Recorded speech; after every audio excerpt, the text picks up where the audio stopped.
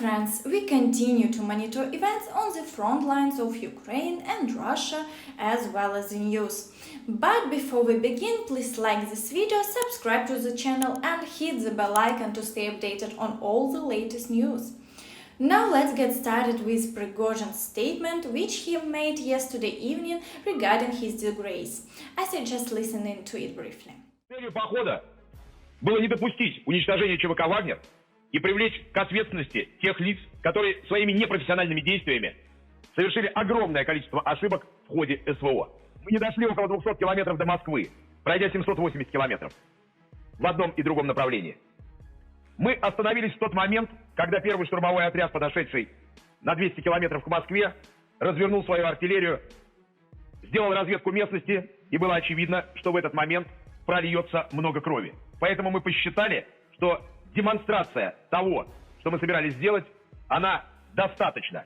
В это время Александр Григорьевич Лукашенко протянул руку и предложил найти пути решения для дальнейшей работы ЧВК «Вагнер» в законной юрисдикции. Я хочу обратить внимание, что наш марш справедливости, он показал множество тех вещей, о которых мы говорили ранее. Серьезнейшие проблемы с безопасностью по всей территории страны. Мы блокировали все воинские части, аэродромы, которые находились у нас на пути.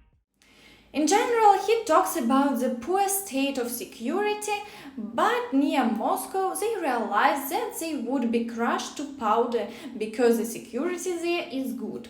So they turned around and went back. Overall, now he is trying to justify himself since he has been thoroughly embarrassed.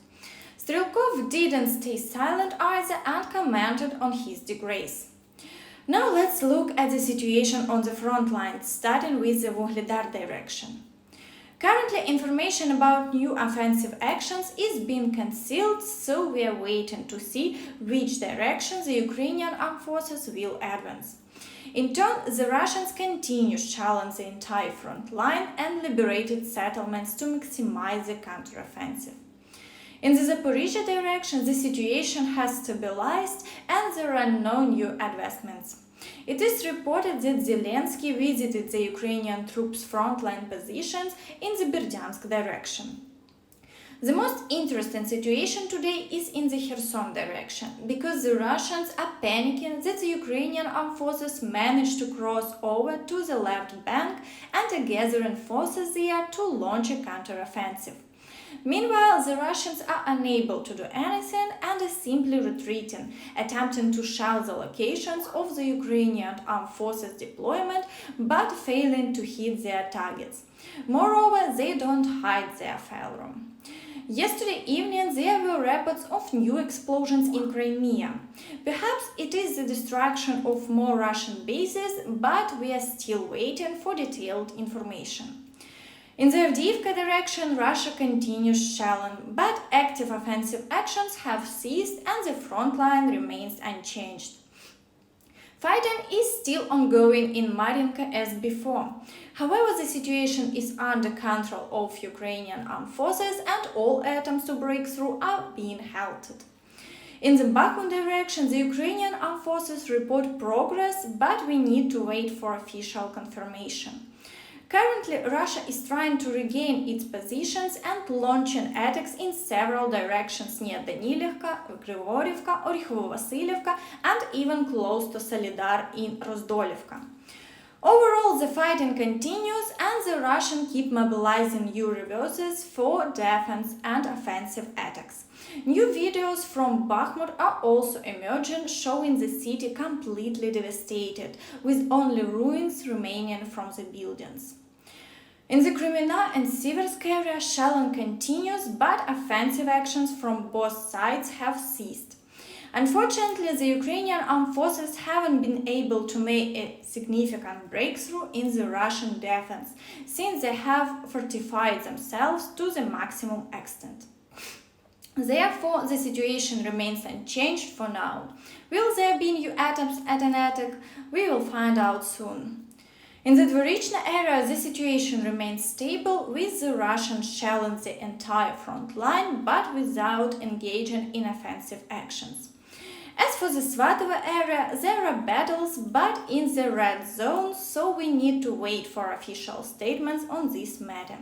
It's possible that the Ukrainian armed forces conducted a counter-attack here and slightly pushed back the front line.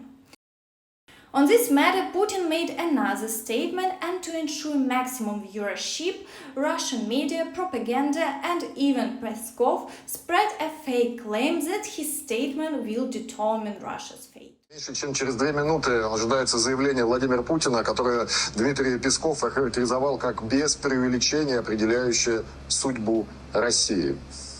Дорогие друзья, сегодня еще раз обращаюсь ко всем гражданам России. Эта гражданская солидарность показала, что любой шантаж, попытки устроить внутреннюю смуту обречены на провал. Повторю, была проявлена высочайшая консолидация общества, исполнительной и законодательной власти на всех уровнях. Твердую, однозначную позицию поддержки конституционного порядка заняли общественные организации, религиозные конфессии, ведущие политические партии. Подчеркну, с самого начала событий незамедлительно были приняты все необходимые решения по нейтрализации возникшей угрозы. Вооруженный мятеж в любом случае был бы подавлен. Организаторы мятежа, несмотря на утерю адекватности, не могли этого не понимать. Все они понимали, в том числе то, что пошли на преступные действия, на раскол и ослабление страны, которая сейчас противостоит колоссальной внешней угрозе. Meanwhile, the US doesn't consider the inevitable threat of sabotage by Russian occupiers at the Zaporizhzhia nuclear power plant, despite Ukraine's recent reports of Russia preparing for a terrorist attack. As Kirby said, I'm not going to get into specific intelligence.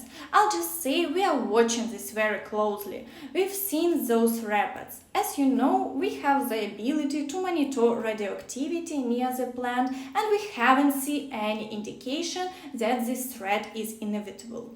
But we are watching it very, very closely.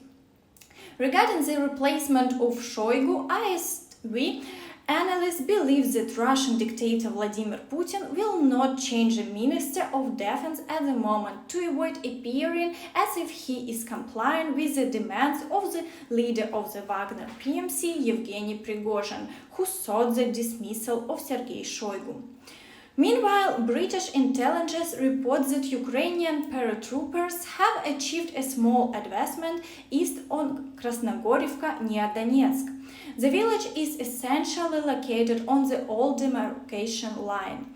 This means that Ukrainian forces have, for the first time, reclaimed a piece of territory in the eastern part of the country that has been occupied since 2014. That's all for now. Thank you for watching, and until next time. Bye bye!